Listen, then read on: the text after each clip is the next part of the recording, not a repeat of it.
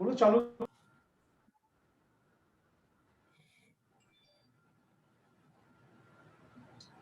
जी हाँ, अगर आप 80s के दशक में पैदा हुए थे और अगर 90s के दशक के टेलीविजन आपने देखा है तो ये लाइंस और ये अंदाज, ये first of its kind crime show India's most wanted आप कैसे भूल सकते हैं। ये शो आपको जरूर याद होगा।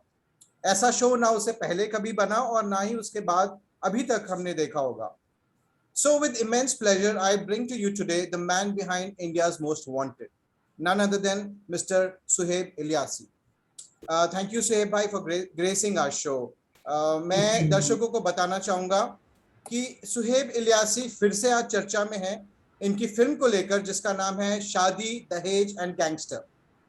ये फिल्म शिमारू के OTT प्लेटफॉर्म पे रिलीज हुई है और वहां पे अवेलेबल है, आप वहां पे जाके देख सकते हैं। और ये पहली कमर्शियल फिल्म है जो हम कह सकते हैं जो कानून के दुरुपयोग, खास तौर पे दहेज कानून के दुरुपयोग पे बनाई गई है। And before we just go any further with the discussion, let's have a little glimpse of this film.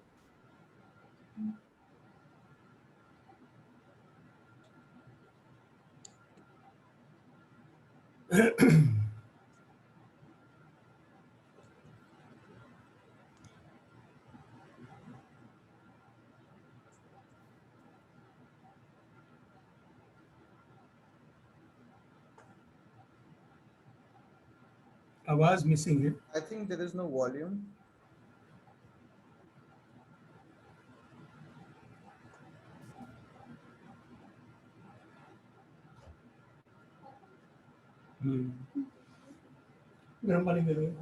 या मैं देख पा रहा हूँ कि शायद इसमें से आवाज मिस हो गई है। There is some technical glitch.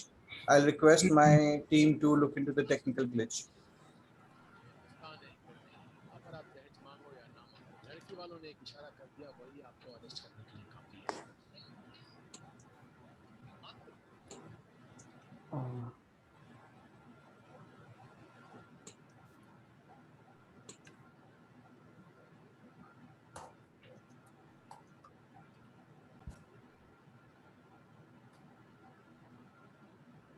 वजूद हम तन से बेशक यहाँ देश में बसे हैं, लेकिन मन हमारे आज भी अपने देश में ही।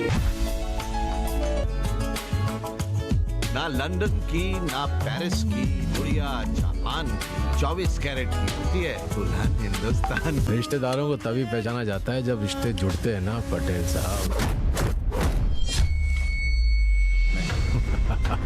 हुजूर क्या खेल खेला है आपने। जुआ खेला है हुजूर, 200 करोड़ का।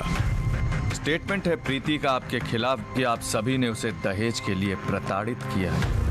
हमने आज तक कभी किसी से दहेज नहीं मांगा है। ये हिंदुस्तान है, इंग्लैंड नहीं। यहाँ पर आप दहेज मांगो या ना मांगो, लड़की वालों ने एक इशारा कर दिया, वही आपको अरेस्ट करने के लिए काफी है। दिल्ली पुलिस ने आज एक और दहेज के लालची एनआरआई को गिरफ्तार किया। देखा पटेल साहब, आपकी गलती ने आपको कहां से कहां पहुंचा दिया।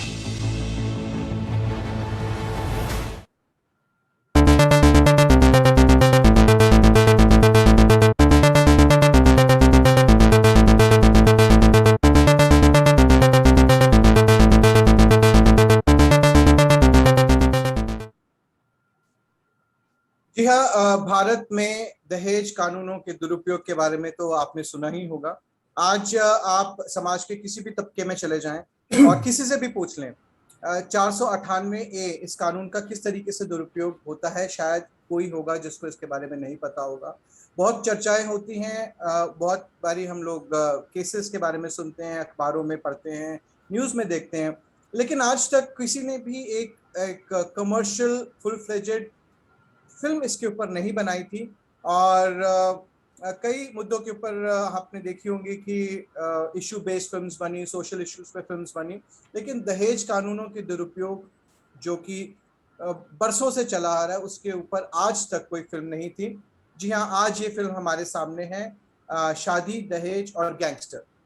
और आज हम रूबरू होंगे इस फिल्म के प्रोड्यूसर डायरेक्टर सुहेब इलियासी जी से और चर्चा करेंगे इस फिल्म की जर्नी पे। साथ ही साथ बहुत से लोग हमारे साथ जुड़े हैं, बहुत से लोग अभी लाइव पे भी जुड़ गए हैं। और जो लोग लाइव पे जुड़े हैं, अगर इस फिल्म को आपने देखा है और आप अपने कुछ व्यूज शेयर करना चाहते हैं तो आप जरूर आप कमेंट्स में हमें बताइएगा। इसके साथ साथ कुछ लोग हमारे पास अलग अलग शहरों से जुड़े हैं।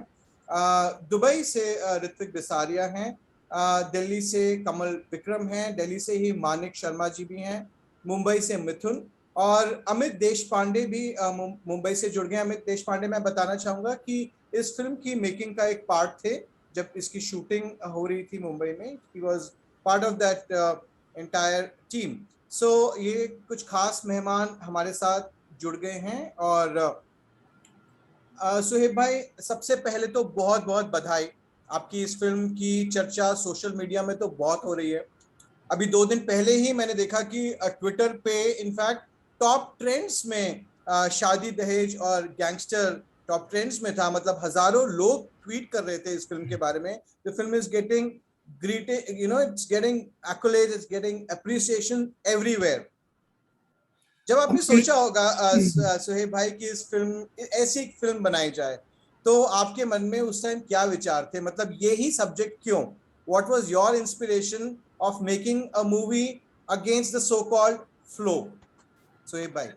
अमित जी, सबसे पहले मैं आपका धन्यवाद दिल की तमाम तर गहराई से अदा करता हूँ कि आपने ये प्लेटफॉर्म आज मुनक्किद किया और इस प्लेटफॉर्म पर बहुत ही जिम्मेदारान को यहाँ आपने मदऊ किया, सबको यहाँ इनवाइट किया और यहाँ आज हमारे साथी मौजूद हैं जिस पर आज हम फिल्म शादी दहेज और गैंगस्टर के बनने की जर्नी को डिस्कस कर रहे हैं। आपका सवाल ये कि क्यों इस फिल्म का निर्माण किया गया और किस तरह से ख्याल जहन में आया कि इस पर फिल्म बननी चाहिए।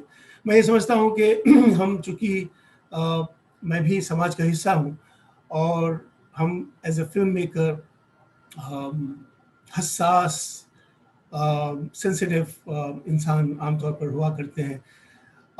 हमारे समाज में इस वक्त दहेज प्रथा के मिसयूज को लेकर इतने बड़े पैमाने पर पूरे मुल्क भर में लगभग हर तीसरे चौथे घर में इस कानून के मिसयूज के इम्पैक्ट सीधे तौर पर या अपरोक्ष रूप से नजर आ रहे हैं।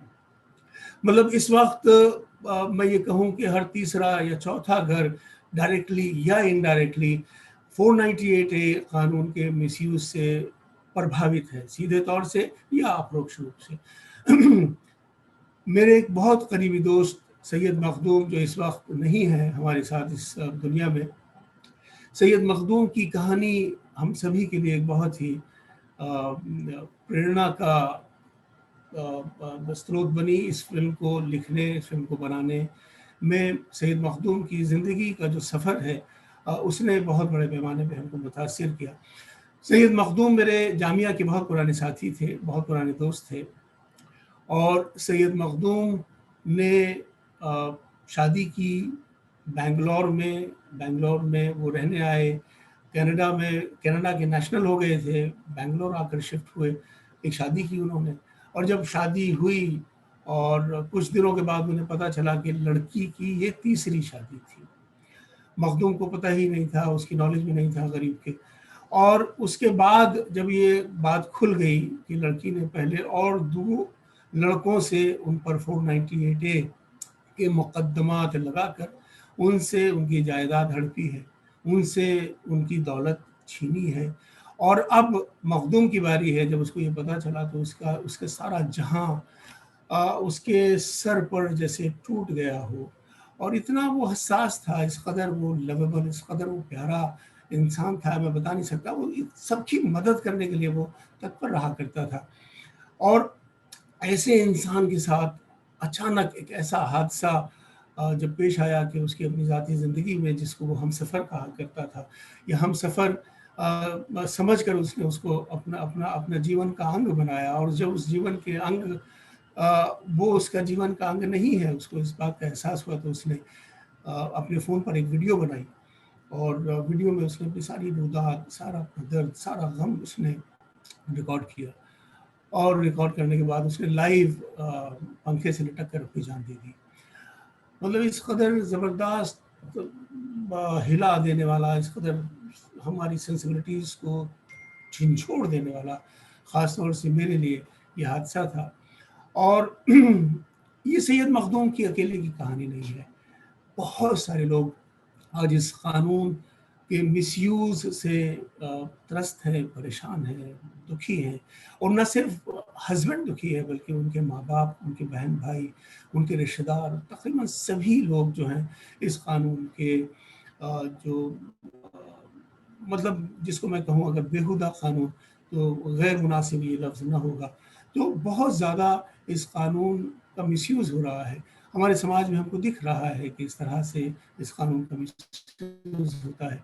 और मैंने खुद अपनी ज़िंदगी में चूँकि झेला है, चूँकि मुझ पर भी 498 का कानून इस पर लगाकर मुझे भी अरेस्ट किया गया, और मुझे भी मैं भी अपनी ज़िंदगी के जर्नी में इस कानून को समझा हूँ, देखा हूँ, झेला हूँ। तो ये ज़ाहिर है कि एक ऐसा सब्जेक्ट लगा कि मुझे कि मैं जो मेरी ज़िंदगी में गुज़रा, सैयद मखदूम की ज़िंदगी में गुज़रा, तो क्यों ना इन हादसात से सीख कर, क्यों ना इन हालात से समझ कर, सीख कर किस तरह से बेदारी समाज में लाई जा सकती है, किस तरह से इन कवानीन को बदला जा सकता है, उसमें हमारा क्या इख्तियार, उसमें हमारा क्या हक़, उसमें हमारा क्या रोल, उसमें हमारी क्या भूमिका हो सकती है। इस बात को सोचने पर ये बात एहसास हुई, मुझे लगा कि हमको एक इस पर फ़िल्म बनानी चाहिए। इस पर एक एक कहानी ऐसी सामने पेश सबके सामने समाज की जानी चाहिए, जो कि समाज की तर्जुमानी करती हो। और ये फ़िल्म उन्हीं तजुर्बात का, उसी एक्सपीरियंस का नतीजा है, और इसका टाइटल है शादी, दहेज और गैंगस्टर।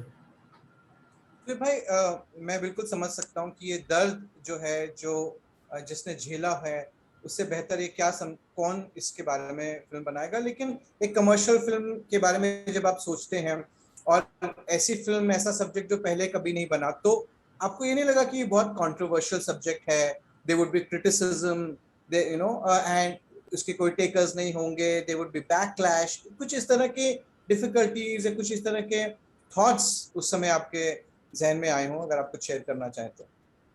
ये सब्जेक्ट नेचुरली ये कोई रोमांटिक कॉमेडी या कोई कमर्शियल मसाला फिल्म नेचुरली नहीं है, क्योंकि फिल्में आमतौर पर लोग क्यों जाते हैं देखने के लिए?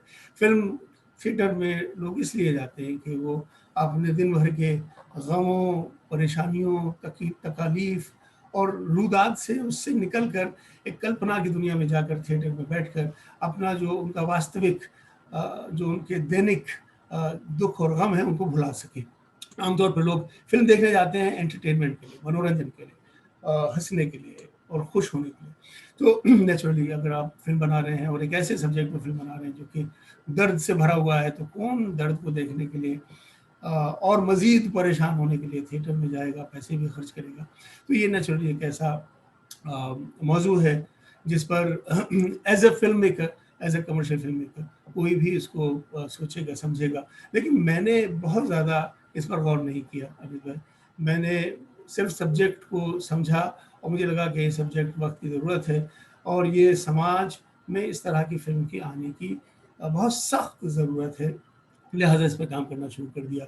और चूँकि ये कमर्शियल वेंचर है, एक कमर्शियल फिल्म है, इसलिए ये जो कमर्शियल आर्टिस्ट हैं उन लोगों को इस फिल्म में हम लोगों ने मदऊ किया, उनको हायर किया, उनको मैं उसी पे आ रहा था सुहेब भाई जी, मैं उसी पे आ रहा था। मतलब there are number of veteran actors, Aloknath ji हैं, फरीदा जलाल जी, रीमा लागू जी। तो जब आपने ये स्क्रिप्ट उनके साथ डिस्कस किया होगा, तो मतलब did it take some convincing कि या उनके कुछ अलग व्यूज थे इस सब्जेक्ट के बारे में, या फिर वो इस सब्जेक्ट के बारे में रेजोनेट कर पाए जब आपने सोचा कि इन लोगों को, इन एक्टर्स को जिनको पहले से इतना एक्सपीरियंस है, उनको इस फिल्म में लिया जाए? तो कैसा रिएक्शन रहा? What was the first reaction? मैंने सबसे पहले इस फिल्म का सब्जेक्ट, मुझे लगा कि फरीदा जलाल जी एक जो कैरेक्टर है, लड़की जो लड़के की मौसी, लड़की की जो फूफी है, लड़के की जो बुआ है, उनको अगर इसमें फिल्म में शामिल किया जाए तो फरीदा जी का चेहरा एक बड़ा चेहरा है, एक जिम्मेदार चेहरा है, और उनको लाएंगे तो फिल्म में कुछ उसकी वैल्यू बनेगी। तो मैं फरीदा जी को मैंने फ़ोन किया, उनके पास गया और जाकर मैंने उनसे कहा कि मैं इस तरह का एक ख्याल मेरे जहन में है और मैं चाहता हूँ कि इस फिल्म को, इसमें ये कैरेक्टर है और इस कैरेक्टर को आप इसको निभाएं। तो फरीदा जी चूँकि मुझे जानती थी पहले से और चूँकि उन्होंने इंडियाज़ मोस्ट वांटेड की निस्बत से मेरा उनसे ताल्लुक़ था, लेकिन कभी साथ में काम नहीं किया था, तो मैंने उनको बहुत तफसील से सारा बताया, बहुत विस्तार पूर्वक उन्हें ये सिचुएशंस बताई कि किस तरह से मुल्क में इस कानून का मिसयूज़ हो रहा है और क्यों इस फिल्म की बनने की ज़रूरत है। फरीदा जी भी एक बहुत हसास शख्सियत के मालिक हैं और फरीदा जी को भी मालूम था कि इस तरह के केसेस समाज में अब उभरने लगे हैं, आने लगे हैं, झूठे मुकदमात लोग आयद कर रहे हैं, उनको इस बात की जानकारी थी, लेकिन उनको इतना तफसील से नहीं मालूम था कि ये इतने बड़े पैमाने पर इस कानून का मिसयूज़ हो रहा है। तो जब उन्हें कहानी सुनाई तो वो बहुत मुतासिर हुई, बहुत प्रभावित हुई और उन्होंने इस फिल्म में इसको वो रज़ामंद हो गई। लेकिन उन्होंने कहा कि मुझे पूरा पहले नरेशन दो, पूरी कहानी की जर्नी बताओ, मैं कहाँ इसमें स्टैंड करती हूँ, मेरा इसमें क्या किरदार है और मेरे इस किरदार से फिल्म किस तरह से आगे बढ़ती है, कहानी में मैं कहाँ हूँ।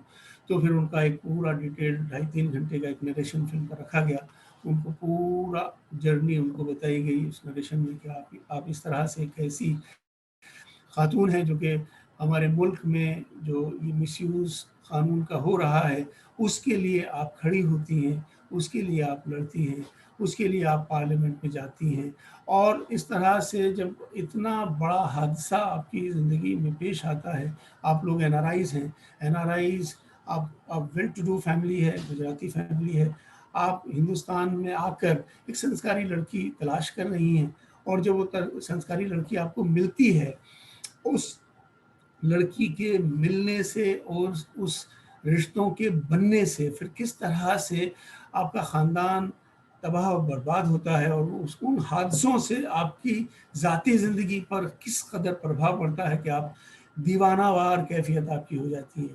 आपकी कैफियत एक ऐसी कैफियत हो जाती है कि आप मतलब मजनू की कैफियत आपकी हो जाती है, आप पागल, आप दीवानावार आपकी कैफियत है।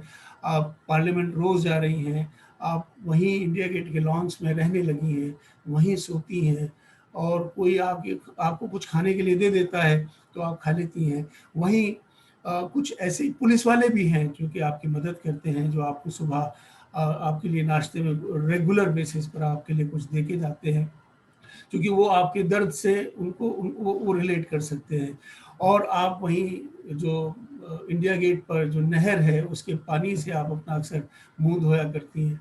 तो उनको ये बड़ा कैरेक्टर बड़ा अलग सा लगा, बड़ा उनको बहुत अपील किया कि अच्छा कोई लेडी ऐसी भी हो सकती है कि जो इस कदर पागल हो जाए, इस कदर दीवाना वार कैफियत लेकर वो पार्लियामेंट में जो कानून बनाने वाले हैं उनको मुतासिर करने के लिए रोज़ सुबह उठकर वो जाए पार्लियामेंट में, बाहर जाके खड़ी हो जाए और इंतज़ार करे कि किसी मेंबर ऑफ पार्लियामेंट से उसकी बात हो जाएगी, किसी एमपी से जिस तरीके से ये कानून का दुरुपयोग जो है महिलाओं को, मतलब जब एक ये झूठा केस किया जाता है तो घर की जो महिलाएं हैं, माताएं हैं, बहनें हैं, उनको किस तरीके से इम्पैक्ट करता है, ये बिल्कुल मतलब सही मायने में इस किरदार के अंदर दिखाया गया है।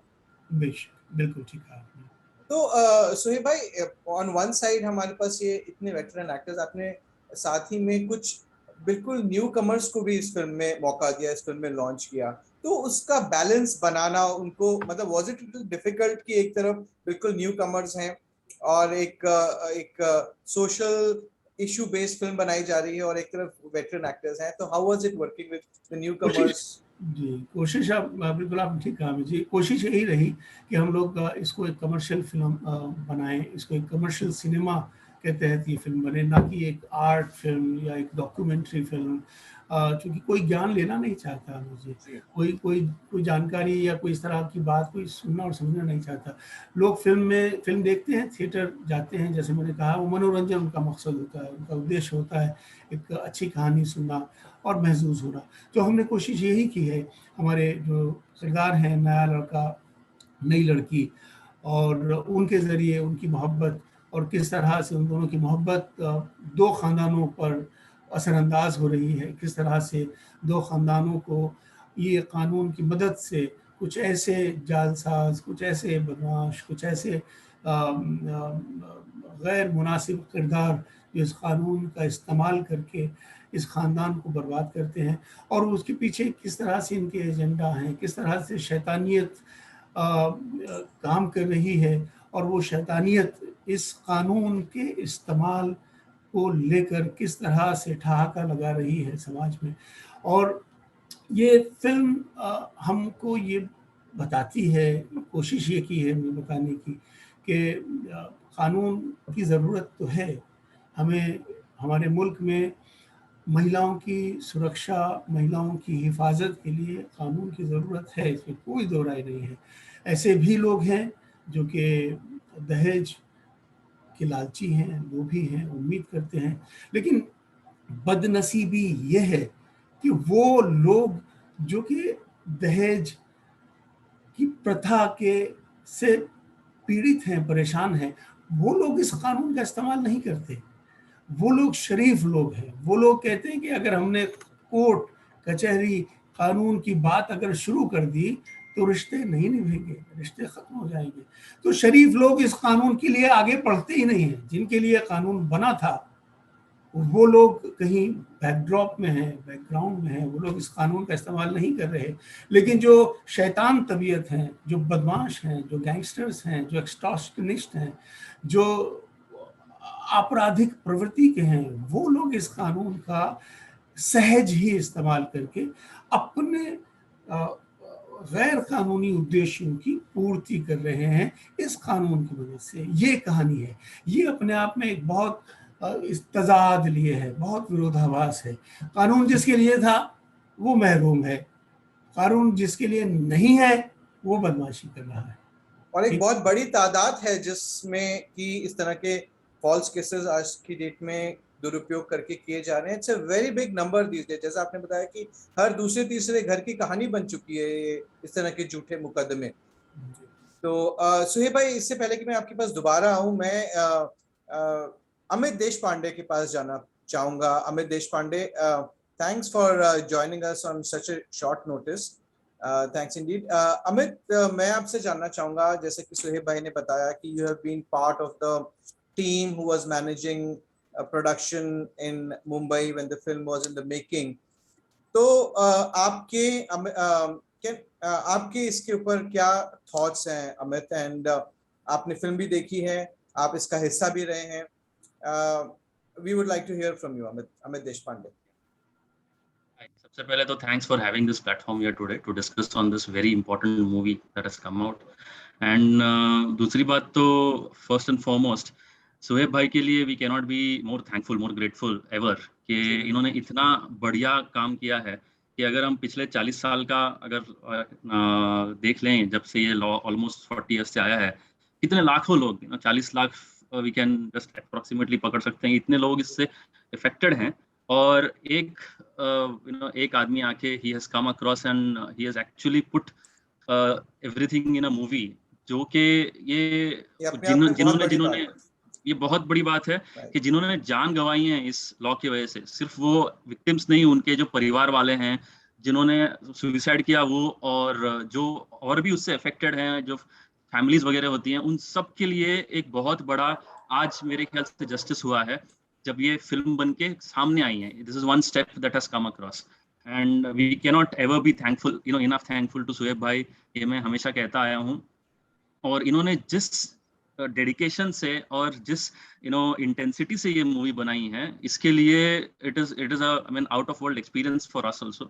जब मूवी देखा है तो हर बार मतलब आंखों से आंसू आई है मेरे लिए। मेरे घर वालों ने देखा था जब या हम डिस्ट्रीब्यूटर्स को दिखा रहे थे, और तभी उनको भी मतलब everybody was moved, there was not a single dry eye when we were watching it.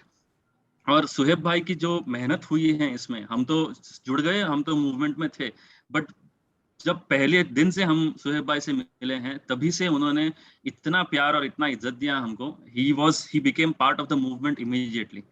जब भी हम जाते थे, हमने डबिंग में हम इनके साथ थे, वहाँ पर उन्होंने हमको इंट्रोड्यूस कराया सबसे पूरे टीम से, they were also very respectful and they all, मतलब उनको एक रियलाइजेशन हुआ कि हाँ ये बहुत इंपॉर्टेंट चीज है जो कि सोसाइटी के लिए लाया जा रहा है। दे ऑल्सो फेल्ट एलेटेड कि ये कुछ हायर कॉज के लिए वो काम कर रहे हैं करके। फिर एडिटिंग में हम इन्होंने हमें शामिल किया था। रात को 1-1:30 बजे तक हम used to go out, restaurant ढूंढते हुए, काम करते करते काफी लेट हो गया था एंड ऑल दैट स्टफ। पर इतनी मेहनत की इन्होंने ये लाने के लिए, म्यूजिक डायरेक्टर्स के साथ हम बैठे थे, बहुत बहुत मेहनत की शोएब भाई ने। एंड ये पिक्चर बनने के बाद, जैसे आमिर लखानी आपने बताया in the beginning, would there be takers, because ये पॉलिटिकली इनकरेक्ट इशू था।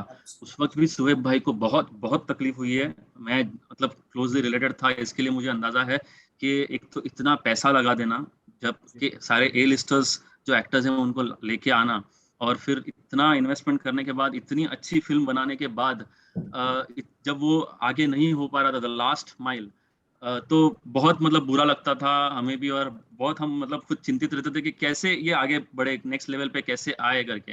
शोएब भाई ने, ही नेवर गेव अप, कुछ ना कुछ मतलब he was trying, not left any stone unturned, I must say. Not left any stone, definitely. And eventually ये इतने पॉजिटिव पर्सन हैं कि लास्ट में जब ये रिलीज होने के बाद वो बता रहे हैं कि चलो अच्छा हुआ अब रिलीज हुई, क्योंकि अब OTT प्लेटफॉर्म से घर घर जाएगी। पहले सिर्फ थिएटर जाती थी, अब ये घर घर जाएगी। तो इनका दिल भी इतना बड़ा है, he is on an elated level all together. इनके साथ वो जो कुछ भी हुआ था, वो सारा चीज उन्होंने साइड में रखे। मैंने एक्चुअली जब रिसर्च किया इनके बारे में कि क्या क्या हुए थे, कुछ पुराने आर्टिकल्स वगैरह निकाले, मुझे इतना बुरा लगा कि इतने अच्छे आदमी के साथ, a very most wanted son of India going through all this, वो भी ब्लॉग वगैरह हमने लिखा हुआ था। But I felt very bad. And जिस हिसाब से इन्होंने पॉजिटिवली काम किया कि इस इशू को लेके आएंगे with memory of Syed Makhdoom साहब, his friend and are all beloved co-victim थे एक जमाने में। तो the way he brought it onto the screen and the way it has been presented, कोई अगर पत्थर दिल इंसान होगा तो ही वो कुछ इसके बारे में unaffected रहेगा, नहीं तो it has to move every single person। and अब उन्होंने अपना काम कर दिया, अब हमारी जिम्मेदारी बनती है कि हम अपना हाथ बटाएं और ये जगह जगह पे पहुंचाएं। तो मेरी तो अपील है कि सारे MRS जो भी रहेंगे, MRS के घर वालों से भी, या कोई भी, अगर आप इंसान हो तो एक मूवी एक बार देख लीजिए और इसको पहुंचाइए जहां जहां आप पहुंचा सकते हो। I just wish complete success to the movie. अभी ऑलरेडी इतना, in 2 days it has reach such a high level of promotion में लोग इसको रेस्पॉन्ड करने लगे हैं। आई जस्ट होप कि ये अगले 2 महीने में, 3 महीने में बहुत हाई लेवल पे पहुंच जाए, हर घर पे पहुंच जाए। तो ये बहुत जरूरी भी है, मैं कहूँगा ये बहुत जरूरी भी है। हम बहुत सी ऐसी फिल्में देखते हैं जहाँ पर म्यूजिक होता है, उसका जो प्राइम फोकस होता है, या फिर जो पॉपुलर सब्जेक्ट्स होते हैं उनके ऊपर बनाई गई होती हैं। लेकिन बहुत जरूरी है कि ऐसी फिल्म्स को भी घर घर पहुंचाया जाए जो एक ऐसा मैसेज पास कर रही हैं जो कि आज के समाज की सच्चाई है। So it is very important Amit. And ji Soheb भाई, समझता हूँ अमित भाई कि अभी आपने कहा कि पॉपुलर सब्जेक्ट, तो इससे ज्यादा पॉपुलर सब्जेक्ट इस समय समाज में क्या होगा। इस वक्त ये तो सबसे ज्यादा पॉपुलर सब्जेक्ट है, कमर्शियली पॉपुलर। बिल्कुल ठीक कहा आपने, कमर्शियली। और देखिए, ये परसों की जो एक्टिविटी है ट्विटर पर, जिस तरह से ट्विटर जल रहा था, जिस तरह से ट्विटर पर धमाधम बरसात हो रही थी, और जिस तरह से लोगों ने हाथों हाथ अपने इस फिल्म के हैशटैग को घुमाया है, फैलाया है, मैं तो सोच भी नहीं सकता था अभी। मैं खुद ट्रैवल कर रहा था, लेकिन मैं बीच में ट्विटर जब देखता था, इट वाज बॉम्बार्डेड विद तो ये शुमारू वालों को भी मैंने बताया, शुमारू एंटरटेनमेंट लिमिटेड के जो सरबराह हैं, जो जिम्मेदारान हैं, उनसे जब मैंने बात की तो वो भी सरप्राइज थे, वो भी भौचक्के थे कि मतलब ये क्या यार, इसमें ना तो हीरो है, ना कोई हीरोइन है, ना शाहरुख खान है, ना ऋतिक है, ना अक्षय कुमार है, और इतने बड़े जो कमर्शियल वाले स्टार्स हैं, वो न होते हुए भी इतनी बड़ी तादाद में ट्वीट होना फिल्म के बारे में उनके लिए बहुत बड़े, क्योंकि ये समाज में जो कुछ हो रहा है, ये बहुत स्पॉन्टेनियस रिएक्शंस हैं ट्विटर पर जो हम लोग देख रहे हैं, क्योंकि ये सब इससे जूझ रहे हैं, इस परेशानी से। तो मैं बड़ा खुश हूँ। At the end of the day बहुत सारी तकलीफ, बहुत सारी परेशानियाँ, बहुत सारा पैसे का इन्वेस्टमेंट, बहुत सारा ब्लॉकिंग ऑफ इन्वेस्टमेंट, पैसा तामझाम सब, लेकिन at the end of the day I am happy कि फिल्म आ गई, फिल्म सब लोगों के सामने है, मंजर आम पर है, और न सिर्फ आज मंजर आम पर है बल्कि आने वाले वक्त में भी ये हर वक्त मौजूद रहने वाली फिल्म है। क्योंकि जब भी जिसको भी जो देखनी है अपने टाइम के लिहाज से वो चूज कर सकता है कि उसको कब ये फिल्म देखनी है। दूसरा, जिसको वो फिल्म दिखानी है उसके पास ये आज अवसर है कि वो फलां को बता सकता है कि भाई देखिए आपके साथ ऐसा गुजरा है, ऐसा गुजरने वाला है, या गुजर रहे हैं, या गुजर चुके हैं। तो इस तरह की फिल्म, इस तरह के हालात, इस तरह के सब्जेक्ट पर इस तरह की फिल्म बनी हुई है जो कि जिसको देखा जा सकता है। और मैं समझता हूँ कि अब फिल्म जो है अब डेवलप होगी, अब आहिस्ता आहिस्ता लोगों में इसकी बेदारी आएगी, लोगों तक ये मैं उस पे आऊंगा सुहेब भाई। आई थिंक ये बहुत लोगों को इंस्पायर करेगी, लेकिन हमारे साथ कुछ लोग जुड़े हुए हैं अलग अलग शहरों से जो शायद ये फिल्म देख चुके हैं। हमारे पास टाइम काफी लिमिटेड है, लेकिन मैं एक एक करके सबके पास जाना चाहूंगा। Ritvik Bisaria is there. ऋत्विक, आपसे मैं पूछना चाहूंगा, आपने फिल्म देखी है, आपके क्या इसके ऊपर थॉट्स है?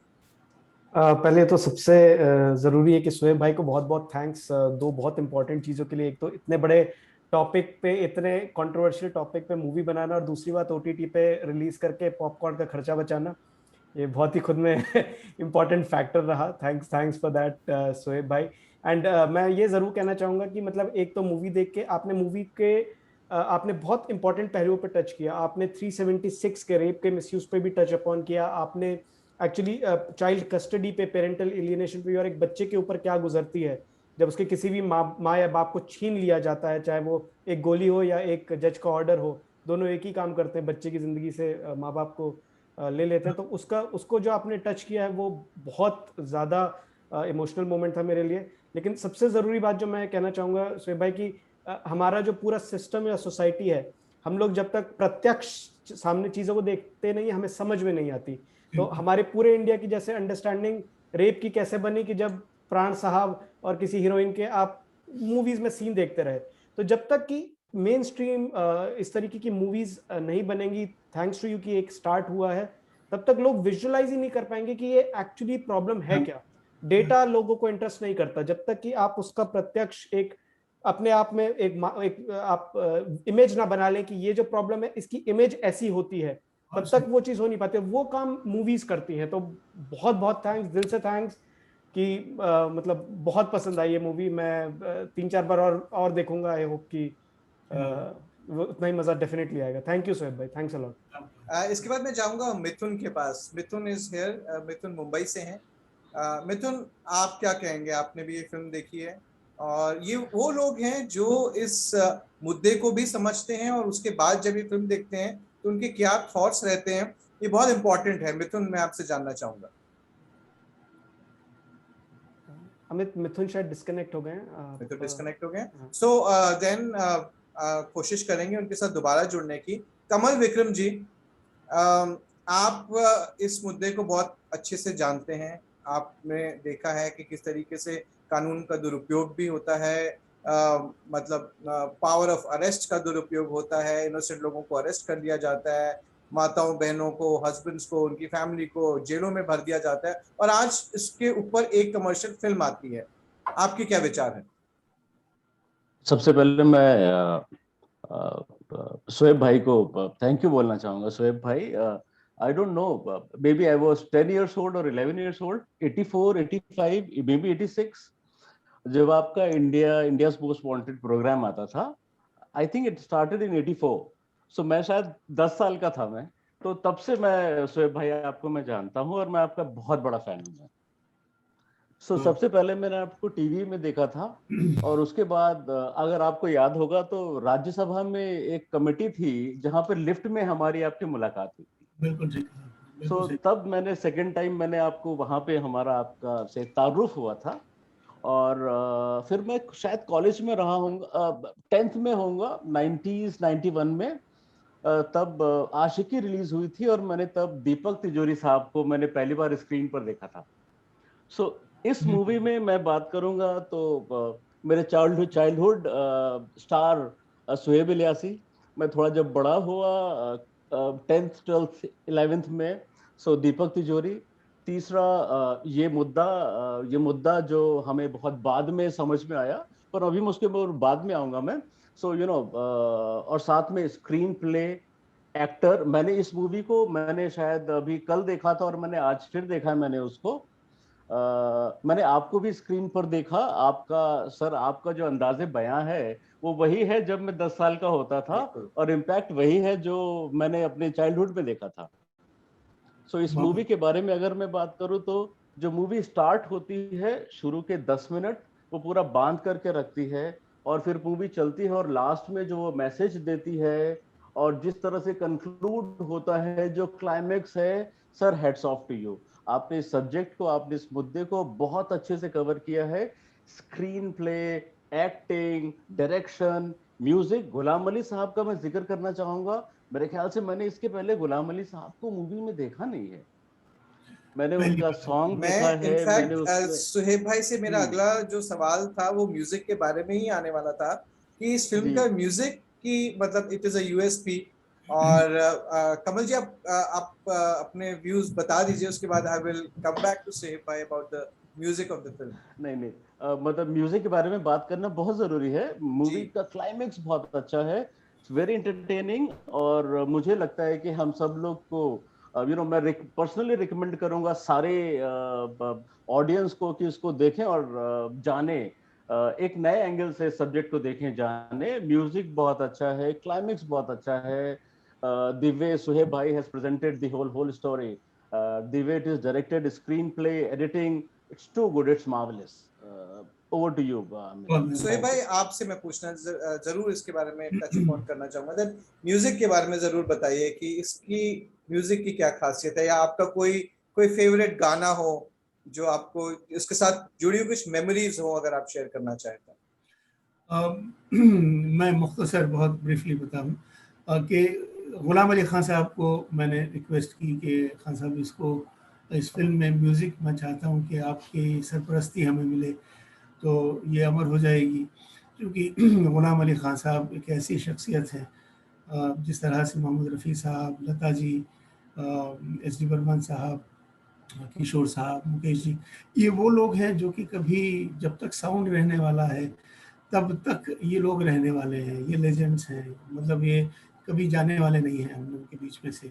सो गुलाम अली खान साहब उसी कैटेगरी में है, और मेरी किस्मत अच्छी है कि मैं उन्हीं के दौर में पैदा हो गया और मुझे उनसे मिलने का इत्तेफाक भी हो गया, और उनसे बात करने का और उनकी क़ुर्बत भी मुझे नसीब हुई है। मेरी बड़ी खुशनसीबी है। तो खान साहब को मैंने कहा कि मैं चाहता हूँ कि आप हमारी इस फिल्म में कुछ अता कर दें ताकि हमारी फिल्म अमर हो जाए, आपके नाम से आपका नाम मिल जाएगा। वो हमारे लिए बहुत बड़ी तबर्रुक होगा, हमारे लिए बहुत बड़ी बात होगी। तो खान साहब मुझसे चूँकि मोहब्बत करते हैं, मुझे प्यार करते हैं, तो इसलिए वो मेरी मोहब्बत में फंस गए, मेरी मोहब्बत में आ गए, और उन्होंने इसके बाद कभी वो इस तरह का काम उन्होंने नहीं किया है, और उसके बाद गाया भी नहीं है उन्होंने, चूँकि उनकी एज हो चुकी है। एक एज के बाद आवाज़ जो है वो गला जो है वो साथ नहीं देता ये।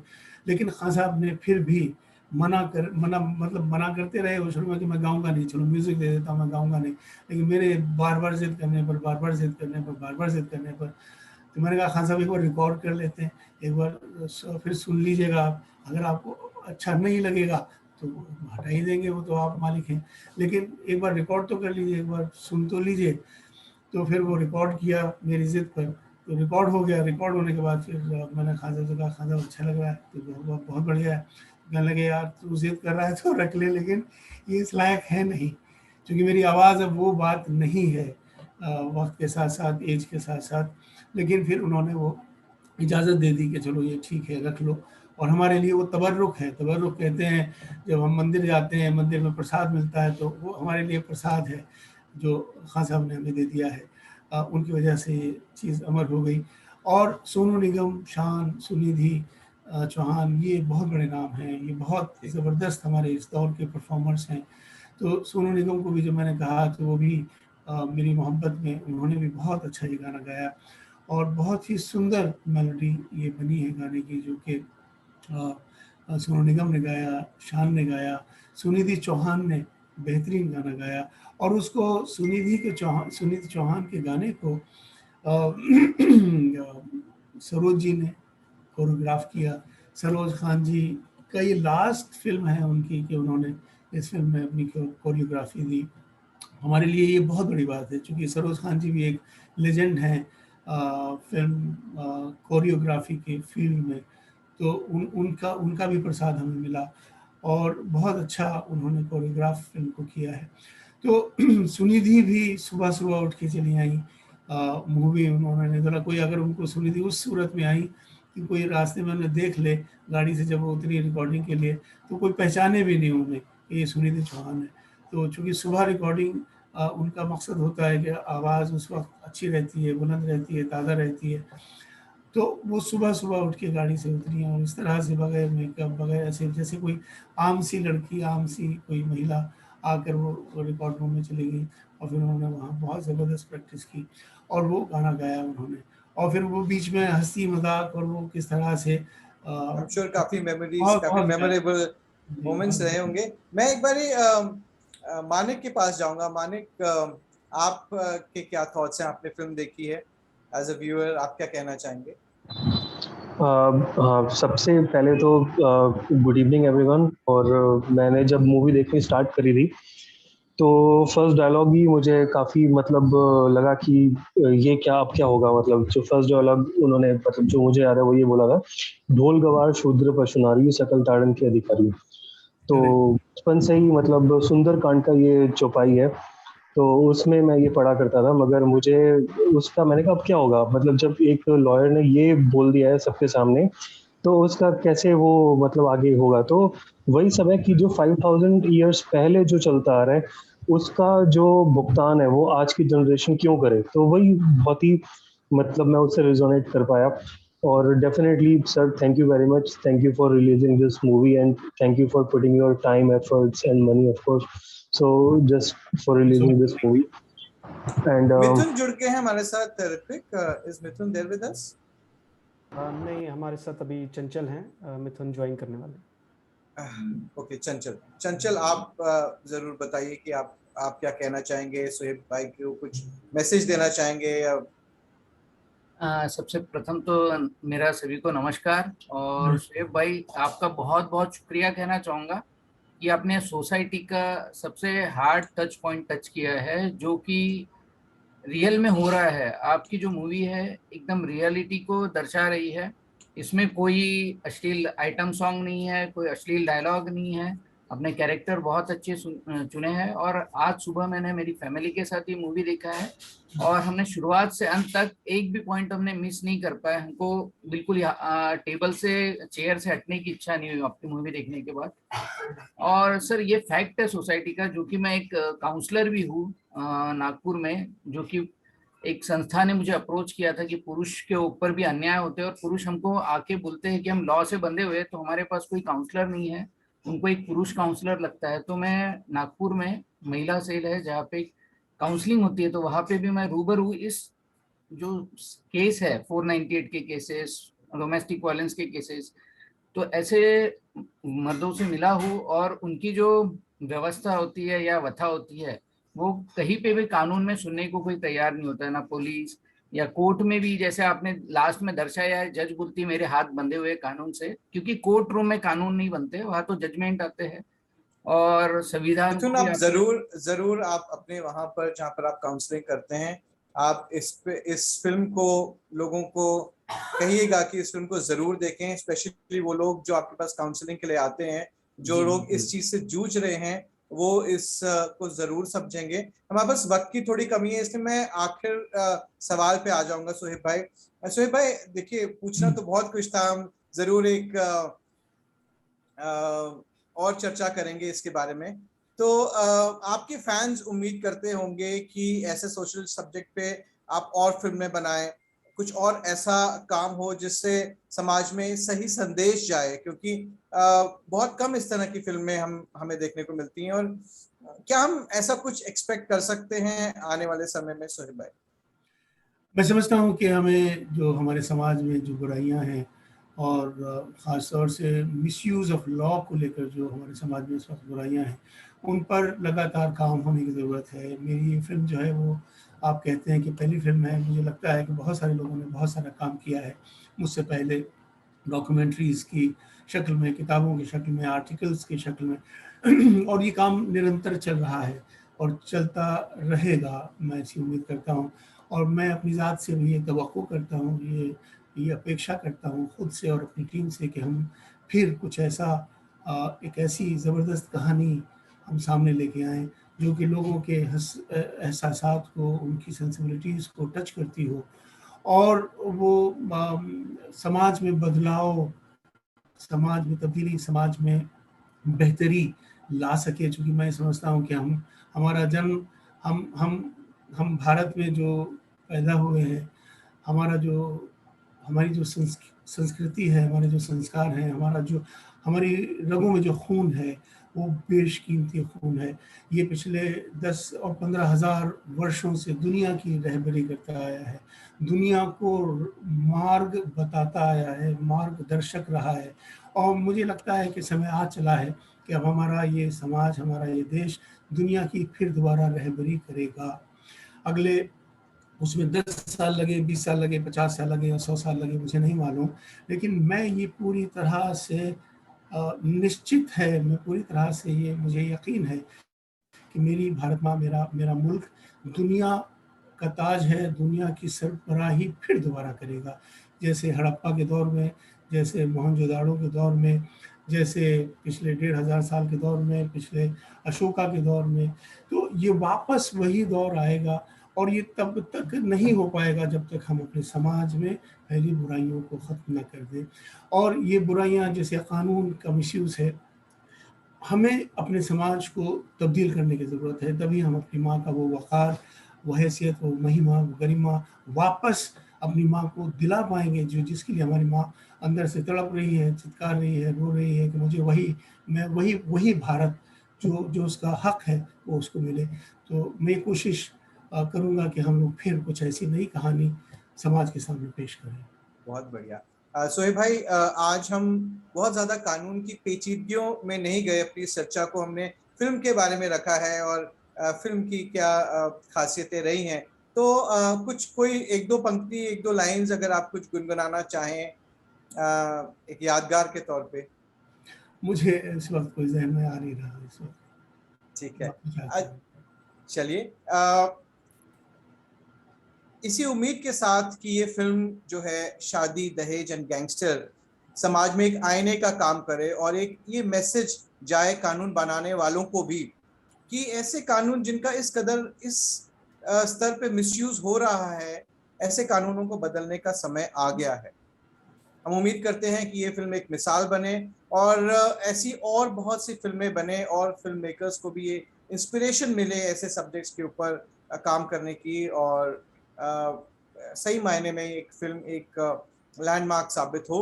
और मैं जाने से पहले सोहेब भाई इतना सो आपसे ज़रूर रिक्वेस्ट करूँगा कि आप अपने उसी अंदाज में we can and we will fight back ज़रूर बोले एक बार हमारे दर्शकों को। मैं आपने मुझे इजाज़त दी और मैं आखिर में सबसे पहले मानिक जी का, कमल जी का, ऋत्विक भाई का, चंचल जी का, अमित देशपांडे जी का और मिथुन जी का और अमित लखानी जी का ख़ास तौर से शुक्रिया अदा करता हूँ कि आप सब लोग इकट्ठे हुए और मुझे मौका दिया बोलने का। कोई तो बोला नहीं, सिर्फ आप लोगों ने मुझसे ही बुलवाने का काम लिया। मैं उसके लिए आपका तहे दिल से शुक्रगुजार हूँ। और हम सब लोग जो यहाँ मौजूद हैं, together we can and we will make a difference. इसी के साथ मैं सभी व्यूअर्स का जो हमारे साथ जुड़े और हमारे साथ जो मेहमान हमारे साथ जुड़े हैं, सोहेब भाई बहुत बहुत शुक्रिया। अमित देशपांडे, ऋत्विक बिसारिया, कमल विक्रम, चंचल, मानिक, सभी मेहमान जो हमारे साथ जुड़े, अपना समय निकाला, सबका बहुत बहुत धन्यवाद। Thanks and have a great evening. Thank you very much. Thank you. We all pray for the success of this movie. Thank you.